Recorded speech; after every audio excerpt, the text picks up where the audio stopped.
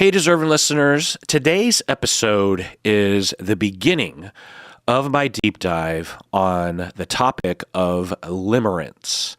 Limerence. I can't remember the last time I was this excited to record a deep dive. I mean, I always love doing deep dives, but I am so excited to do this deep dive. My name is Dr. Kirk Honda. I'm a therapist and I'm a professor. And by the way, I have a cold, and normally I would wait until I recover to record a deep dive like this, but I am nerding out so hard on this topic, I can't wait to talk about it. So let's get into it. Now, I want to start with my definition, which is close to the standard definition of limerence, because many of you might not even know what limerence is. So limerence is an intense, obsessive, involuntary romantic infatuation when reciprocation is absent or uncertain. So let's drill down into this a little bit. For some of you, you might be thinking, well, that just sounds like a crush, but it is not a crush. Or you might be thinking, well, isn't that just what it's like to be infatuated with someone? It is related, but it is not that. And I'm going to spend a lot of time going into those distinctions. But let's drill down on this definition for a second. So it is an intense, obsessive, involuntary, romantic infatuation when reciprocation is absent or uncertain. So let's break it down. Intense, meaning it's severe, it's all-consuming. The word acute might be applied here, meaning that for people when they are falling in love might initially feel that acute obsessiveness in the first week or month or two. Well, this feeling of limerence has elements of that or all of that that lasts for weeks, months, years. So it's intense, severe, all-consuming. It's also obsessive, meaning that the individual in this state experiences intrusive thoughts, fixation, rumination, compulsive thoughts, compulsive behaviors, this sort of thing. So it's intense, it's obsessive, it's also involuntary, which is important to point out. And by the way, just a little caveat here, that the definition has not been fully established because it's not really being discussed in the clinical literature. So this is my definition that I'm operating from. I didn't invent all of the elements here, but I'm using this definition because I feel like it's important to operate from some definition, and I also find that it's important to have these elements in the definition because if we don't include these elements, then we do risk blurring the lines between our conceptualization of limerence and just regular infatuation. So this involuntary element of it is important because it points out the experience that people will report that they have these feelings, this intense romantic infatuation that is against their will. They're unable to stop it. And again, some of you might be thinking, well, isn't that just a crush? Isn't that just falling in love? I mean, people don't necessarily have control over those feelings. Again, I'm going to go into that. So intense, obsessive, involuntary. Another word we might throw in here is excessive. That's a typical DSM language term. And by the way, in a later chapter, I'm going to go over my proposed DSM criteria for this because I do think it does warrant being included in the DSM. But anyway, so intense, obsessive, involuntary, romantic infatuation. So how do we define romance or romantic? How do we define infatuation? I'll get more into that later, but I think for most of us, we can understand what that means. Longing to be close to the romantic target, dreaming about the two of you being together, yearning for that person, pining, that feeling that you have, the butterflies, all that kind of stuff. So intense, obsessive, involuntary, romantic infatuation when reciprocation, meaning the target or the person that you're having limerence for, that they're returning that feeling towards you, even a little bit, is that reciprocation is either completely absent, meaning that you have limerence for someone that is actively rejecting you, like someone that has broken up with you or someone that has told you I'm not interested, or perhaps a celebrity. People can have limerence for celebrities. It's not typical, but they can. And they reasonably know, even, the person who has limerence reasonably understands that it's not likely that the celebrity is going to return those feelings. So the reciprocation is either absent or uncertain, which is a pretty broad category that covers a lot of ground. A lot of people with limerence don't know if the person is reciprocating or not, or would reciprocate, because a lot of people with limerence will experience limerence from afar, like a coworker or someone that they see on the bus, or even a friend, which I'll get into, this sort of thing. So a lot of people with limerence live in this limbo state for, like I'm saying, months, years, where they're not really quite sure if the target has any sort of potential of returning the feelings. Now, some of you, again, might be thinking, isn't this just a crush? Isn't it just normal romantic infatuation? Why do we have to have this other word for it? Isn't this just online speak about something that's normal? And I used to think the same thing. Believe me, it's not. And I hope by the end of this deep dive, you will be fully convinced of that. So the first thing I want to say up front is I was wrong about limerence. Until rather recently, I was wrong. People would ask me about it on live streams, and I would spout some answer. And sometimes I would say, I don't know about limerence, so I can't talk about it. But other times I would just, answer the question, or to speculate as to what I would eventually land on, because I always knew eventually, or I thought eventually I would look into it. And I'm positive that there were times on live streams or otherwise where I would talk about limerence and I would say things that are misinformed or dismissive about it, and I was wrong. And I apologize for that. I hate that about myself, that I did that, but also it gives me life, because when I started this podcast 17 years ago on the topic of psychology, I was pretty sure that I would never run out of things to talk about, which is true. There are so many things to talk about, and if I already know everything, or if there's no frontiers left to explore, then it's kind of boring, right? And this is one of those frontiers that has yet to be explored that I think definitely warrants being explored.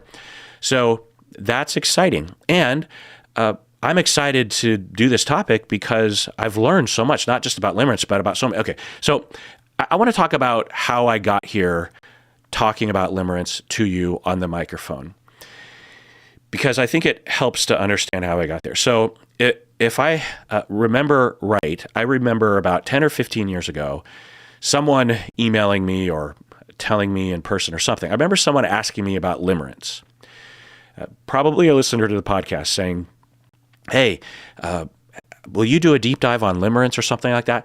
And I'm pretty sure that I Googled it or something and discovered the working definition that it is an intense romantic infatuation. And I know for a fact that I dismissed it as a topic, thinking, well, that's just another word for normal romantic infatuation.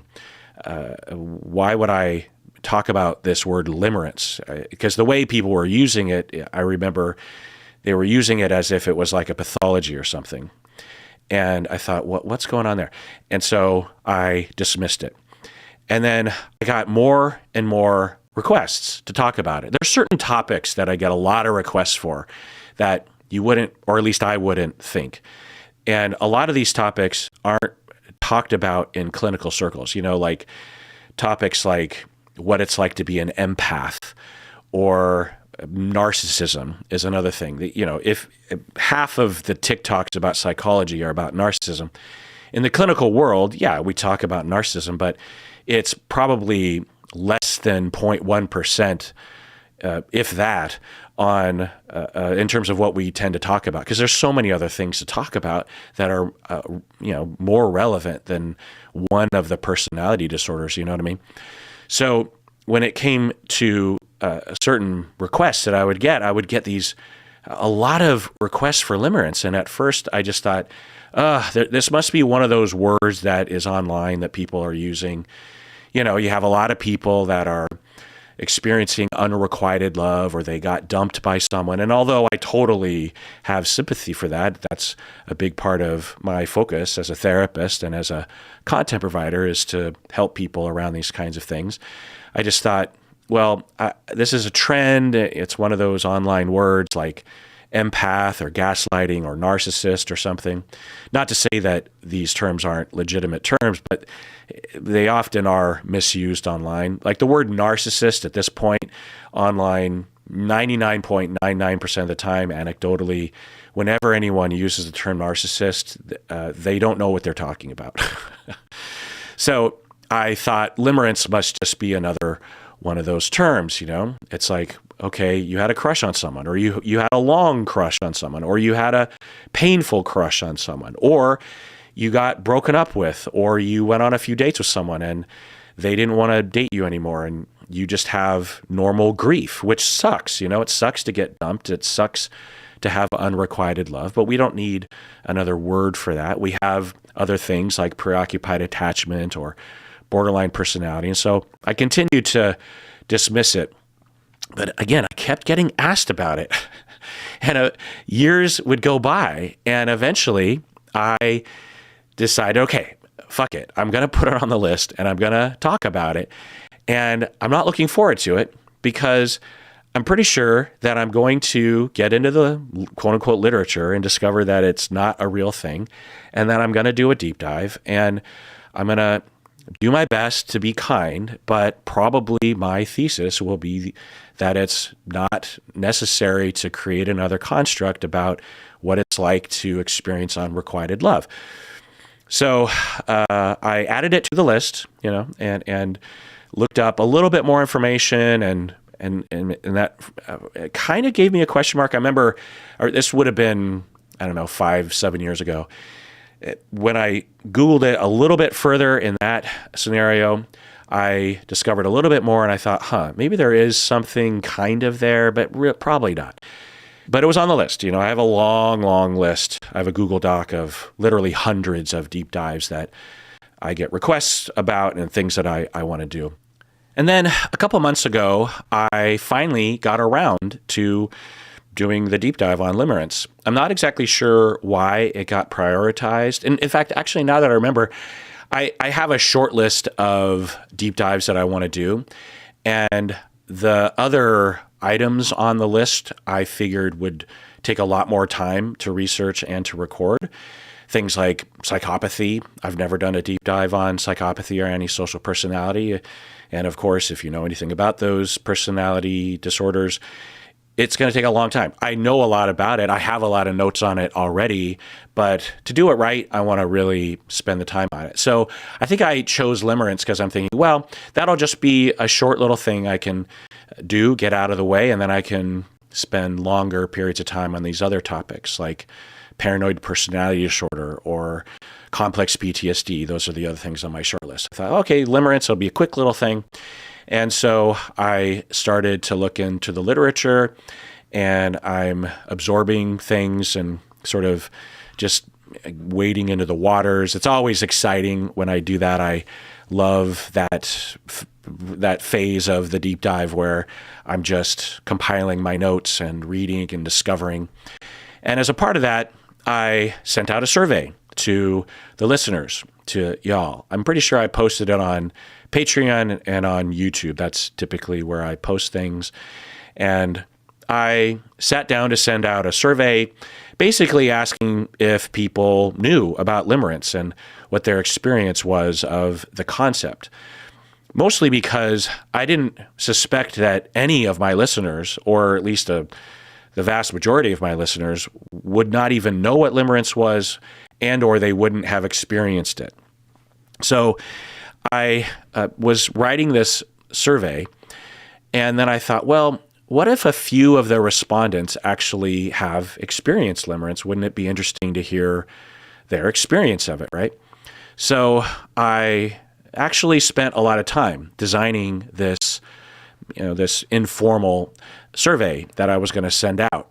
because I wanted to make sure that I was asking the right sort of questions. So that required me to look more into the clinical literature, which is almost non-existent. So mainly I was looking on other sources, non-clinical sources, people talking about it. And I sent out the survey, and I left it up for a while. And then after maybe a week or so, I closed the survey and started looking over the responses. And oh my God, y'all, I was blown away by two things. One, a lot of the respondents, a majority of the respondents said that yes, they did suffer from limerence. And I can't remember the exact number of respondents, but it was, I don't know, maybe 100 plus or something.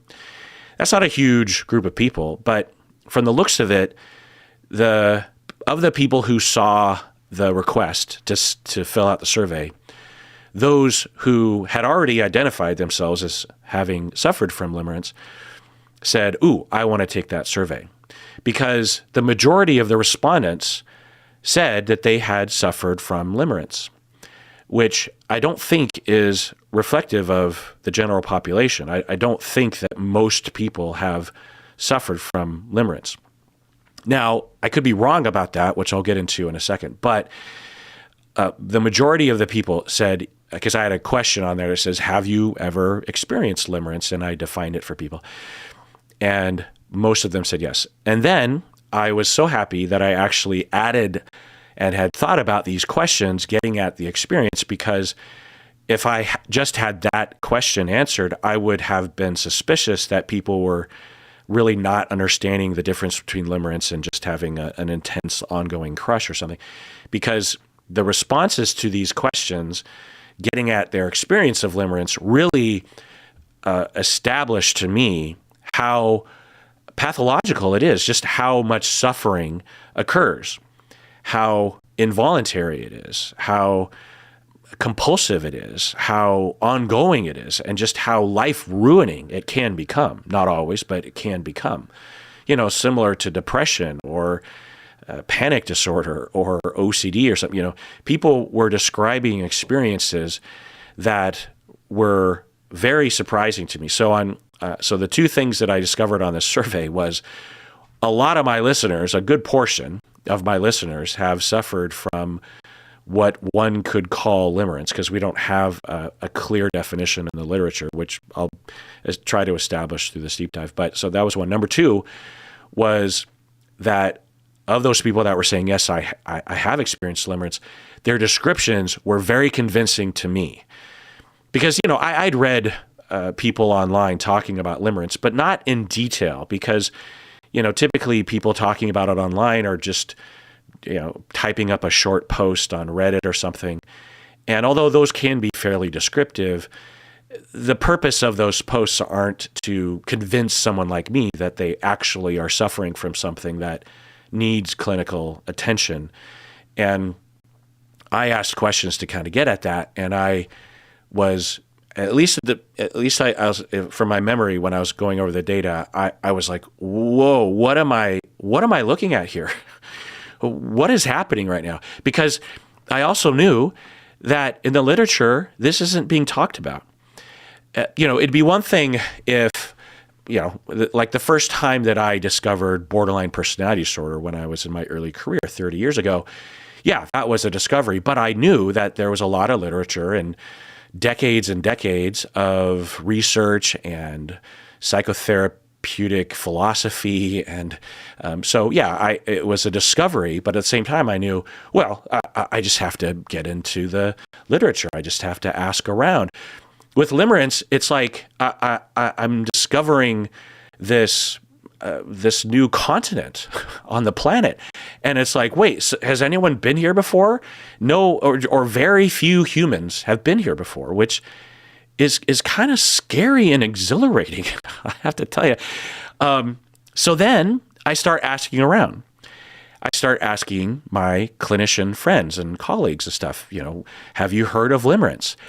And every one of them said, "What's that?" And I said, "So you've never heard of limerence?" And they said, "No, I've never. What is that?" They'd never even heard of it, y'all, which immediately with all of them, I would high five them saying, thank you, because I thought it's like I walked onto this continent, and I've never heard of this continent before. My first thought was, I must just be stupid, or I must not be hanging out with the right clinicians or something. But when I started asking around, none of them, everyone. Now you might think, oh well, Kirk, you're an old guy. If you're going to talk to people like Bob, I mean, Bob's an even older guy, and he's a Luddite. He doesn't look at social media, so of course he's never heard of Limerence. I asked my colleagues who are a lot younger than me and colleagues who live online. Like if you know Michael Drain, he's been on the podcast at times, and I was talking with him. We were at Backyard Bagel in Fremont, and I asked him about it, and he said, what? And he has a podcast that he's been making a podcast for, I don't know, 7 years, 8 years, off and on. And so he would be getting the same emails that I would be getting. He would be looking at the same TikToks that I would be looking at. He has a doctorate. He is a professor, and he's I don't know, 10 years younger than me or something. And so I thought for sure if anyone was going to have heard about the topic of limerence, it would have been him. He'd never heard of it. Now, there are a lot of clinicians that have heard of it and do talk about it, but not, I think, the general population of clinicians and even content providers. Again, not that they didn't know what limerence, like the definition of it, they had never heard of the term. Then, when I described the term to them, after high-fiving them, saying, thank you for the validation, all of them would say, well, isn't that just a crush? They'd be like, why? So people are using this term why are people using this term limerence to describe a normal human experience of just being infatuated with someone? Why are they doing that? So they all had the same reaction that I did. Then I would give them a second high five, and I would say, thank you, but you're wrong. Thank you for the validation for ignoring this topic for the past, 12, 15 years, because that was how long ago when I first received the first request to talk about it, which when I think about it, I just feel really bad about. I mean, how do I ignore? I haven't talked about it at all. So, well, let's take a break here for a second. All right, we're back from the break. So at this point, I started to seriously comb through the clinical literature and any other publication on the topic of limerence.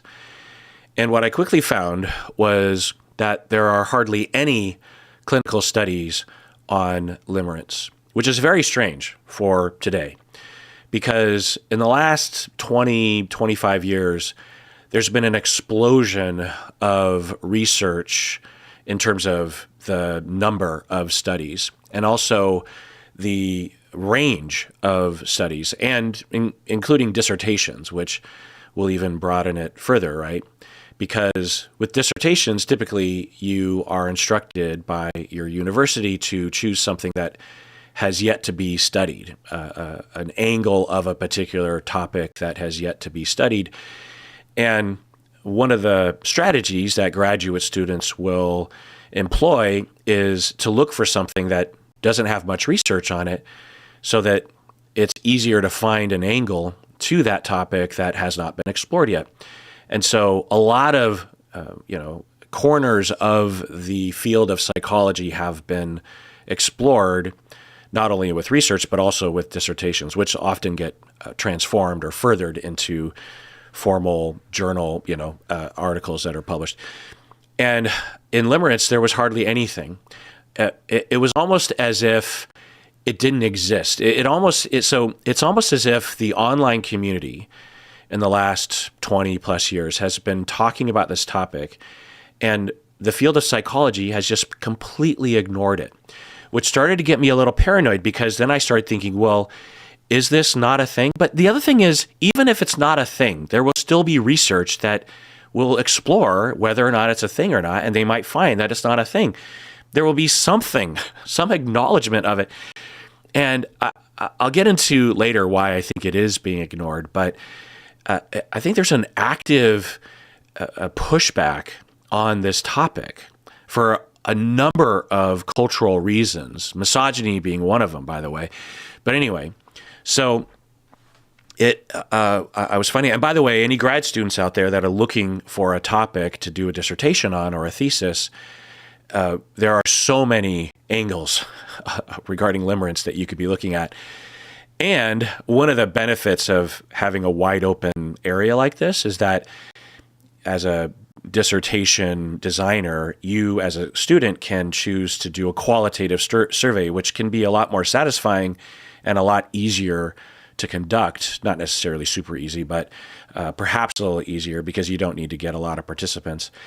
And that's just my preference. I tend to like qualitative. I like quantitative for sure. But anyway, so just a little suggestion for those out there. Now, regarding books that have been published on the topic, there are basically 3 books. There are a smattering of other kind of self-help books that are integrating or compiling a lot of the information. But as far as I can tell, there are really only 3 books that have furthered the topic. Most notably, the Dorothy Tenoff, who actually coined the term back in the 70s. That was the first book. But there's a recent book that is just being published. It actually comes out in the U.S. next year. And I contacted that author, Dr. Tom Bellamy, and he's going to come on the podcast, and I'm going to talk with him because I'm dying to talk with him because he's an expert on the topic, as far as I can tell. Anyway, so the other thing I'll say is that there are thousands of online videos on limerence, which I didn't know about. I think partially because I don't live in the TikTok, YouTube Shorts, Instagram Reels world. Occasionally I'll dip into it, but it's just not my choice to, when I'm relaxing or even when I'm just researching a topic, it's not really what I look to for a variety of reasons. But there's a lot of content on the topic of limerence in these areas rather recently. Now, anecdotally, my opinion is that 90+% of the content on limerence, primarily the TikTok, Instagram, Reels, YouTube Shorts world, 90% plus of the content providers don't know what they're talking about. I can't necessarily tell that, but with the way they're talking about limerence and especially the kind of conclusions that they're drawing in terms of the cause of it, in my opinion, they're off base about it. But I understand that because they're talking the way that I would have talked if I would have dove into it half-assedly, if you will. Like there was a point about 25% into the preparation for this deep dive that I felt like I was kind of done with preparing, especially since I figured this wouldn't require that many episodes, maybe even just one episode. I thought, well, why would I spend like months on this topic? It's such a, it might not even be that worth looking into. Upon the first initial looking into it, I'm like, okay, this is worth looking into, but it's not that complicated. I don't have to look.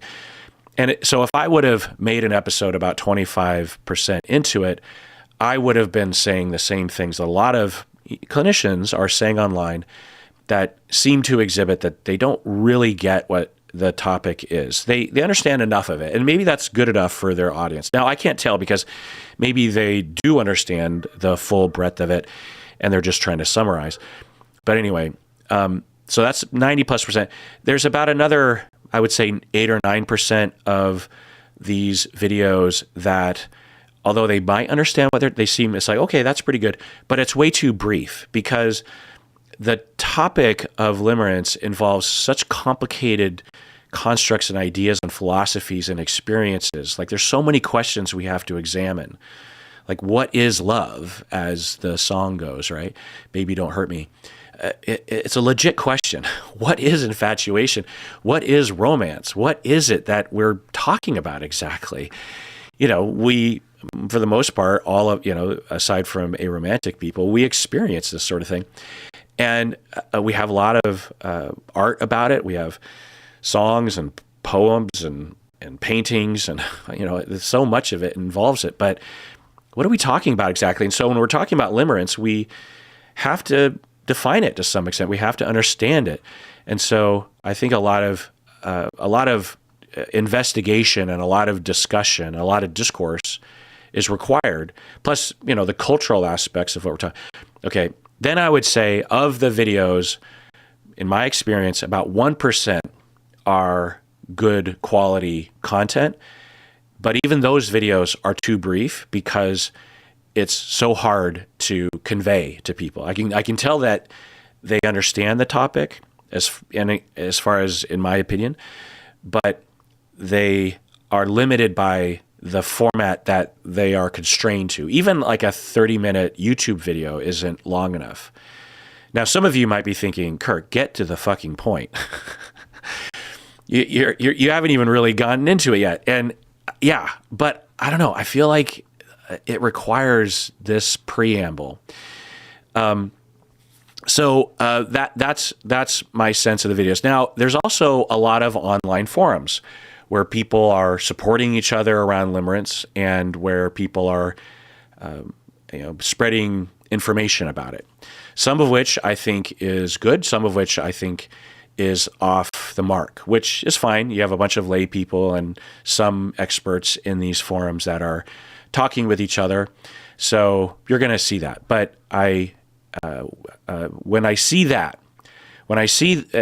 look at some of these forums where people are talking about limerence and spreading information, good information about it, are supporting each other, telling their stories, and then I look to my colleagues and I look at my field and I see a complete ignorance and an active rejection of this topic. And then I go back to the forums and I see people suffering legitimately from what, at the very least, could be considered possibly a pathology, if not absolutely a psychopathology that we should be paying attention to.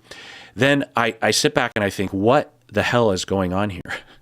You have people that are, even if you think that it's a very, very small a percentage of people, okay, fine. But there's a lot of very rare conditions that are household names among clinicians, and should be talked about. Does it need to be in the DSM? Not necessarily, but it might actually deserve that, which I'll get into later. And so it's just a really interesting thing that's happening here. The other thing I'll say is that after looking at a lot of the, 99% of the discourse around limerence is just informal online discussions and websites. And, like a clinician will have a website and they'll have a few pages on limerence or something.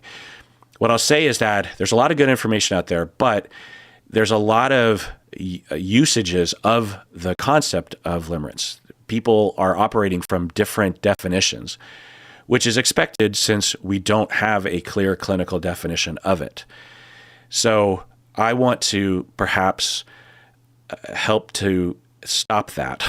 I want to be a part of the movement to solidify the definition so that as clinicians ourselves, we're not all over the place and not serving the public in that way. The other thing is that I looked into was prevalence, which I'll go into more formally later. But I initially thought, once I really had absorbed the reality of the true suffering and the possible pathology of limerence, I thought, well, since it's almost never talked about, if ever talked about in the clinical world, since there's no research base or there's very little research on the topic, since none of my colleague clinicians have ever heard of it before, since I've never known anyone that I thought suffered from limerence, then the prevalence must be extremely low. Like with depression or even some of the more rare conditions like narcissistic personality disorder. It's actually a pretty rare thing. I've come across that in my personal and professional life. So I thought limerence must be extremely rare. Well, Again, we don't have a lot of research, but there is some research that seems to suggest that it's a fairly prevalent condition. And it depends where we put the threshold as to when it actually crosses the line into what we might consider to be pathology. But we might be looking at 10, 20% of the general population at some point in their life having suffered from full-blown pathological limerence. Now, some of the research will say like 50% or 75%, which I don't think is the case, but none of us know because there aren't enough studies that have actually looked at this sort of thing. Plus, we don't have a clear definition of what we're talking about. So when there are studies, they are operating from at least slightly different definitions. But and I'll get more into that later. But I think there's a good chance that this is a lot more prevalent than people realize. So once I started to realize all these things, I was locked in on this topic of limerence. And it was all I was doing and all I have been doing for the past number of weeks. Part of what helped this was I got sick, as I said, and couldn't leave the house and couldn't do anything fun with my wife or anything. And so, because I didn't want to get her sick, I didn't want to get other people sick, plus I felt sick. So I just spent 16 hours a day reading and thinking and writing and reading and thinking and talking to people. And what I discovered was that there are so many other topics that relate to limerence that I needed to go into. It's not just limerence. This deep dive isn't going to be just about limerence. My discovery or my professor satisfaction isn't just around the topic of limerence. It has to do with a lot of things like brain science, the very nature of addiction, the current theories around addiction, dopamine, GABA, cannabinoids, this sort of thing. The nature of compulsions. What is compulsion? Why do we have compulsions? Why do we have intrusive thoughts? Why do we have obsessions? Also, like I said, what is love? What is infatuation? What is a crush? What is romantic love? Why do we even experience these things? Did we evolve to experience these things? Also, I needed to look into a lot of the differentials, like relationship OCD. I get a lot of questions about relationship OCD, which is another one of those topics where you don't hear a lot of, when I ask other clinicians, have you ever heard of relationship OCD? They will say, what's that? They, of course, know what OCD is, but they've never heard of relationship OCD. Well, I think this is another one of those areas that is being actively rejected by the field. There's more clinical literature around relationship OCD, but I want to go into that. So in a way, this deep dive is also it's also a deep dive on relationship OCD. There's also talk online of another disorder. It's not a formally recognized one, but people will talk about obsessive love disorder. That's been something that's been talked about for a while. I'm going to get into that. I'm going to talk about erotomania, which is an established pathology. You could even say it goes back to Sigmund Freud and Joseph Breuer 150 years ago, Bertha Pappenheim, Anna O, that sort of thing. Also, we need to get into preoccupied attachment. What is it exactly? How does it differentiate or does it contribute? We also have to talk about love addiction. What is love addiction or sex addiction? What is that? And is that what we're talking about? Is it related? We also need to talk about hypomania and mania in general, or prolonged grief disorder, which is a new addition to the DSM. And how does it relate? Is there overlap? What are we talking about here? And also just the very question of what is pathology? What is psychopathology? Where's the line? How do we define things like this? Do we just say that anything related to mental suffering is a pathology, or what? Because if we say any mental suffering is a pathology, then we're going to have a lot of things included in the DSM, maybe an infinite amount of things. So how do we decide that? Which I'm going to go into. There's other rabbit holes, like how do we even measure love? How do we measure infatuation? For some of you, you might be surprised. Others of you might not be surprised. But there is an established measure, a questionnaire that clinicians have gravitated around regarding how to measure how in love you are with someone or how infatuated you are how passionate you are in the beginning of a relationship. And I'm going to actually talk about the questions on that test, maybe even take it myself as we go through it. It also gets into, the polyamorous idea of new relationship energy. Also, I'm going to talk about the attempted assassination of a president, because it kind of relates to this topic. Revenge porn relates to this topic. Severus Snape relates to this topic. The manic pixie dream girl trope was an offshoot rabbit hole that I went down. So there's a lot of different topics that I was getting into. And at the end of this whole prep phase, which was weeks and weeks, I started to wonder, what is the cause? What's the foundation? How does this develop in people?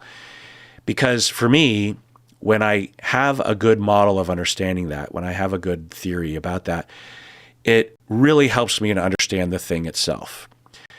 If you've been listening to the podcast for a long time, you know that when it comes to borderline, the way people talk about it, especially the way it's described in the DSM, if that's all you know, then you don't understand borderline. You can't really detect it. You just have these sort of tips of several icebergs that you can see. So if you have an understanding of where it comes from, then it explains not only the things that people talk about, whether it's in the DSM or not, but you also can detect various forms of borderline or whatever we're talking about, because you understand where it comes from. And you also have a better compassion for these conditions, because if you just understand what people are saying about borderline, then you just think, well, these people are just jerk faces or they're delusional or something. But when you understand it comes from abandonment or betrayal trauma, and then that explains all the things that people talk about, then it helps to understand the condition. So I'm trying to understand the condition of limerence. And I, at first, was gravitating towards a particular theory, a theory that is often talked about among the experts, of which there are very few, but they typically gravitate towards one particular angle of it, which I think is valid. But I found myself wondering if it was incomplete. And I thought, well, I don't know. They're the experts, so what do I know? And I thought, well, God, it'd be really good to survey those people again with my new understanding and ask them questions regarding foundation and cause. And so I said, let's do it. And I spent a lot of time designing another survey that I was going to send out to people. And I was designing there were two purposes of the survey. One was to drill down further into the experience, into the symptoms of limerence, to get more accounts from people. But the other purpose, the main purpose, was to get their opinions about the cause, the development, the foundation of their own experience of limerence.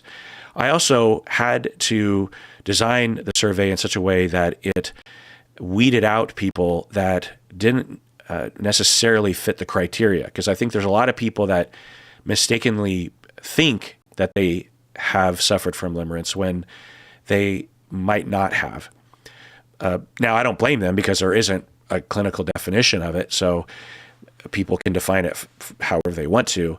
But I wanted to because on the first survey, it seemed like some people were saying, yes, I have suffered from limerence, and then I would read their individual responses to the individual questions, and I would think, I don't know if this person actually had what the majority opinion of limerence actually is. Anyway, so I sent out the survey, and there was a lot of questions, and it was mostly a qualitative number of questions, and I got that data back and spent a lot of time going over it. And the thing about qualitative data is that you have to sit with it for a long time. Typically, you have to go to it, come back to it, look at it from different angles, let it kind of stew inside of you. And there, at a certain point that I was doing the analysis of the qualitative data, I was a little disheartened, because the expert opinion theory about how limerence gets developed was not being supported by the qualitative data. And I found myself doing a lot of mental gymnastics to justify the expert opinion of the cause by saying, well, I didn't ask the questions very well, which still could be true. But I thought, well, the respondents didn't really understand what I was asking. I didn't really know what questions to ask yet. Plus, I didn't know how much explaining theory I should do before asking the questions. And so I thought, oh, that was kind of a waste of time because I sort of failed at the design of the questions. And then I put it down and did other things and came back to it again, combing through it, thinking, well, maybe this is salvageable. And then it hit me between the eyes that, oh, so if I let all of the qualitative data wash over me, then there is a unifying theory of the cause of limerence that I landed on, at least at this point. Maybe by the time I get to that chapter, I will have changed my mind. I don't know. But I feel satisfied. It was a very aha moment. And it's not unique, I don't think, but I think I have a unique way of framing it, potentially, which isn't hard to have a unique way of framing it since there's so little framing of limerence at all, let alone the cause of it. So that's my story. And here I am today. I, again, woke up today jazzed to do this. I thought, I have a cold. I went to Stacy and I said, I really want to do this episode, but I have a cold. And she said, well, yeah, maybe just don't sniffle. And she also heard different ways I was talking to kind of manage the head cold that I have right now. And she said, okay, do that version. So I'm trying to do that version anyway. So yeah, that's what I'm going to talk about in this deep dive. I'm guessing it's going to be, 5-8 chapters or so. We'll see. But I just want to say again, limerence, it is not just a crush. It is not just unrequited love. It is something that needs to be paid attention to. There are a lot of people suffering without help, and they'll go to a therapist who won't know about the topic or will downplay it as just grief or just unrequited love or just a crush or just preoccupied attachment or just something like that. And it is its own thing. And it does require understanding of what I think to be the unifying theory of the cause, because when you understand that, then you understand how to generally treat it. So yeah, let's take a break. All right, we're back from the break. So one of the things I learned as a professor is that if you're just going to yammer at students a bunch of information, that can only go so far to facilitate learning and absorption and developing a discourse and wisdom around this sort of thing. The key to actually elevating the learning is to create an experience, to have the learner, the pupil or the listener to the podcast, to have them actually emotionally and cognitively participate in the information, right? So to do that, I want to have you visualize or remember or recall what it was like for you to have a crush and or to be in love, to fall in love with someone. So if you want to get the full benefit of this, you might actually want to sit down. If you're in the car or something, you might want to pause it, listen to it later, and be in a place where you can really think and maybe even jot some things down. Because as I go through this, I think it'll help as we move forward if you really remember. Because I think one of the reasons why limerence is ignored and poo-pooed by people, downplayed by people, is because they're like, well, it's just puppy love, or it's just what it was like to be a teen and to have a crush. It's not that. And I think we also forget that even as adults, that we can experience some intense love, romantic infatuation, feelings, passion for people. If you're in a long-term relationship after 25 years, you might have forgotten what it was like in the beginning. I think it's important to understand this. So not only for limerence, but I just think for the whole topic as a whole. All right. So I want you, if you're ready for it, I want you to remember a time in which you were super infatuated with someone. Maybe it was a crush, meaning someone that you never actually had a relationship with, or it was just a short relationship. Maybe it was someone you had a long-term relationship with. Maybe it was someone that you actually fell in love with and were married to and are still married to, or whatever.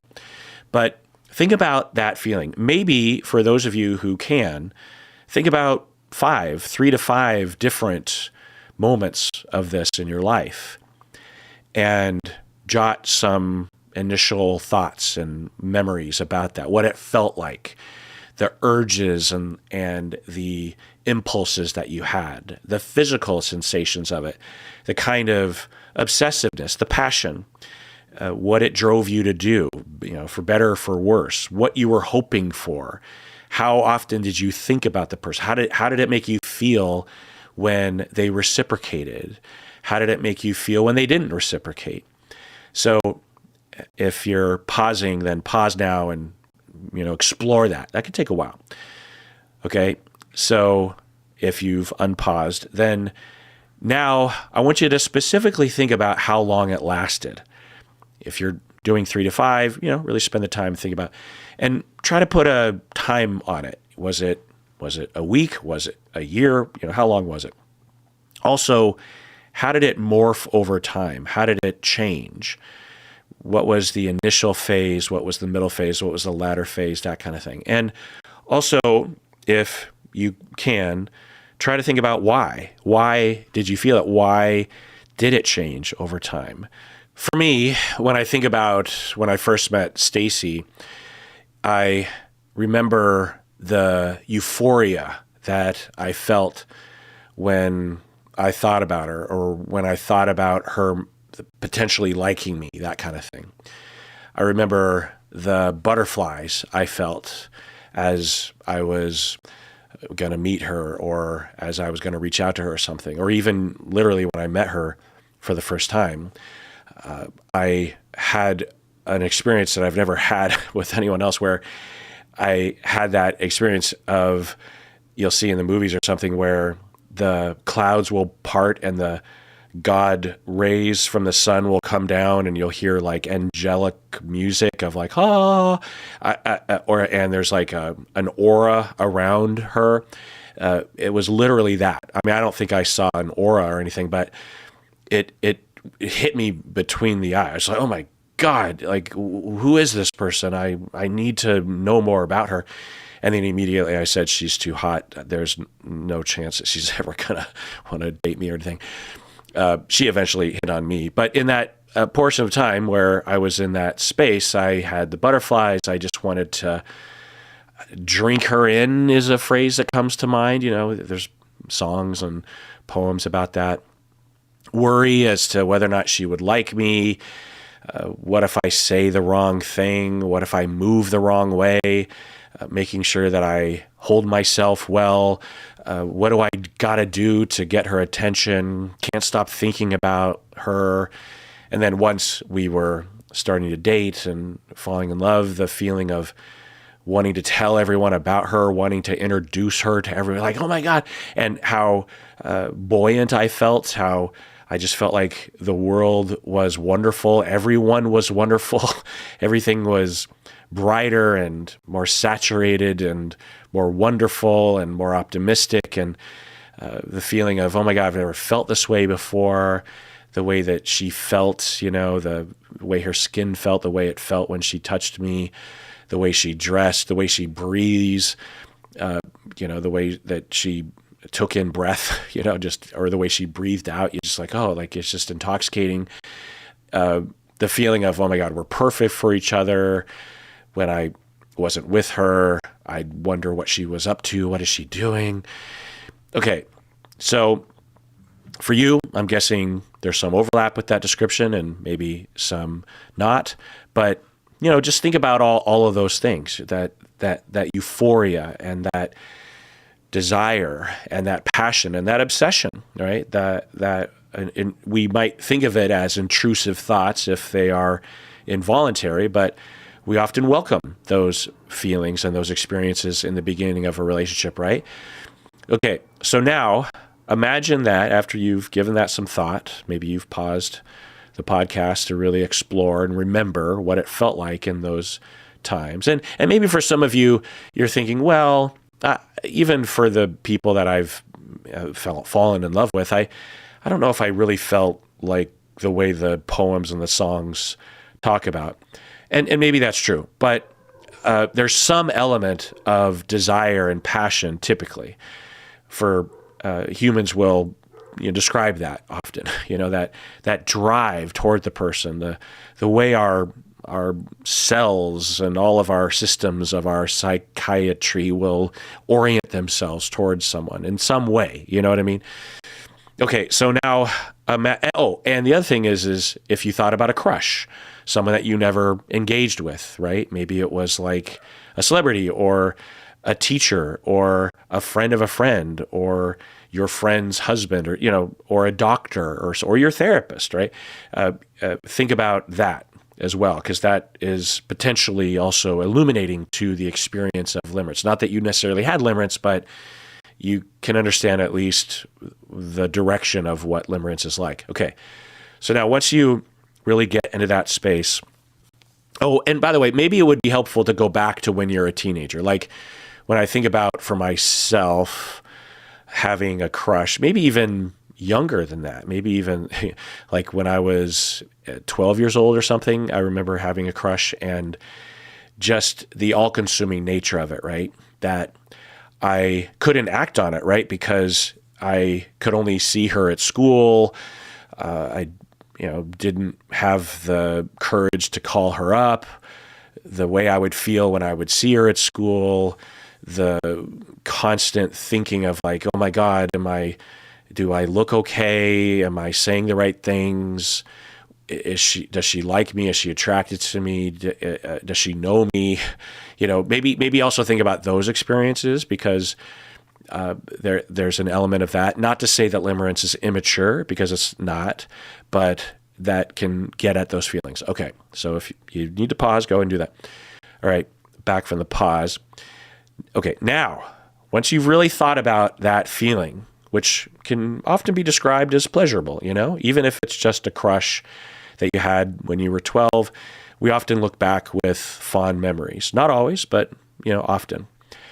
Now, imagine that feeling never ends. Imagine that feeling getting perhaps more intense with time. Like 2 years later, it's 10 times the intensity. And the person either has told you that they're not interested, or you don't know if they're interested because you've never actually talked to them directly about your feelings, or they're taboo, meaning, like your sister's husband, this sort of thing.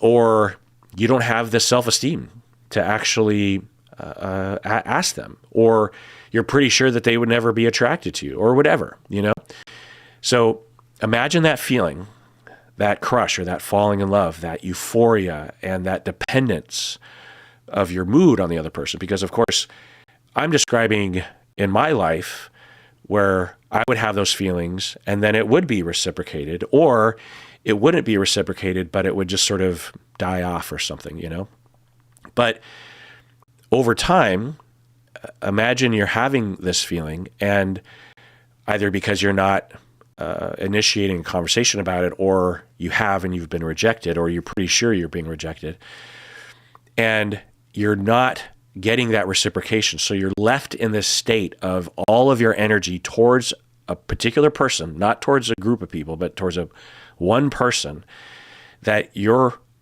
all of your psychiatry is aligned toward that person, and you can't reach them. They don't want to be with you, or you don't know if they want to be with you, or there are signs they want to be with you, but maybe maybe one day you will be together or something, and it's all day long. It's that first week of obsession and crush towards someone. And that first week, that acute infatuation lasts for months, years, could last 30 years. I had people on the survey that talked about having that happen to them. Maybe not every day of the 30 years, but most of the time. For some people, it can be a year long and can literally be every day. Can literally be every moment of their life. They are, at least in the background, having thoughts about this person, maybe in the foreground, maybe in the background. It's a constant thought. And for some of these people, for most people with limerence, they aren't in a relationship with this person. There are rare cases where they actually are in a relationship with this person, but we'll get into that in a second. And so it just consumes you, right? And it is upsetting. Now, it's not all fun and games, right? It's not just euphoria, because once you get to the point where you're not being reciprocated, at some point your body starts to shut down, starts to be depressed, starts to be ashamed, starts to feel the pain of the deficit, right? It's sort of like if you're starving and you're going to go out to eat later, and you're starving for a couple hours. And then, you have that buildup of like anticipation and want and desire, and then you finally eat. Well, it's fine. It might even make the meal better. Or you're really horny, and you are, by circumstance or otherwise, you have to wait a little bit of time before you can actually engage, or before you can actually orgasm. And it makes it even better, right? That, the wait makes it better. What's the phrase? Anyway. But imagine that the wait never ends, that the anticipation never ends. You're always anticipating, you're always waiting, you're always wanting, you're always thirsty, you're always desiring, you're never getting the thing. And it makes it hard. It obviously is distracting and eclipses all other aspects of your life, but also eventually it starts to hurt. It starts to be painful emotionally and physically, by the way. It can ruin people's lives.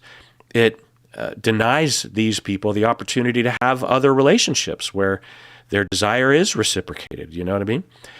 And you become ashamed. And then if you have enough courage, which would take a lot of courage to actually talk with someone about this, then friends and family will say, well, it's just a crush, like move on. Stop thinking about the person. You go to a therapist, and the therapist will say the same thing. Oh, well, yeah. They might have a lot of compassion, the therapist, but they don't see it for what it really is, which is what I'll get into in a later chapter. But they will treat it like the way that I would have treated it before doing this deep dive, which would have absolutely missed the mark and would have furthered the client's shame, which happens a lot of the time. So if that helps to put you into the mood, good. If it doesn't, maybe figure out a way to identify, and maybe by the end of this deep dive or midway through, it'll start to click what this is like for people, because I'm going to really go into detail about the experience. But I think it's important to understand, not only for those who have limerence, if you don't have limerence, to have compassion or to understand, but also I think generally speaking, just to understand desire and passion. We have a lot of art around this experience, right? So many songs are about this, so many poems are about this, so many movies are about this experience of falling in love.